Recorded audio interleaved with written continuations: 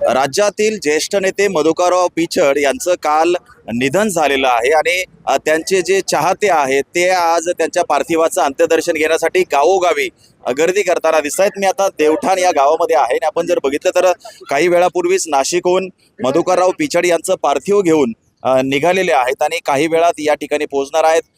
त्यांच्यावरती प्रेम करणारे जे सगळे समाजातील असतील, सगळ्या स्तरातील असतील, सगळे लोक या ठिकाणी येताना दिसत आहेत आणि राज्याच्या राजकारणातलं खरं तर मोठं नाव, ज्यांनी अनेक दशकं या राज्यामध्ये विविध पदं भूषवली, मंत्रिपदं भूषवले, त्यांना 45 दिवसांपूर्वी ब्रेन स्ट्रोक आलेला होता।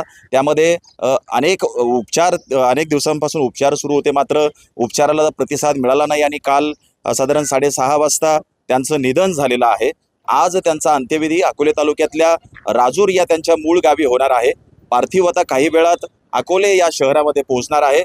काही वेळ त्यांच्या भाजप कार्यालयामध्ये ते ठेवण्यात येणार आहे। त्याचबरोबर अकोले जे कॉलेज आहे या कॉलेजमध्ये देखील त्यांच्या चाहत्यांसाठी अंत्यदर्शनासाठी ठेवण्यात येणार आहे। त्यानंतर राजूर या गावी त्यांचं जे घर आहे या घरी त्यांचं पार्थिव नेण्यात येईल। त्यानंतर मधुकरराव पिचड विद्यालय जे आहे या विद्यालयाच्या प्रांगणामध्ये साधारण दुपारी 4 वाजता त्यांचा अंत्यविधी पार पडणार आहे।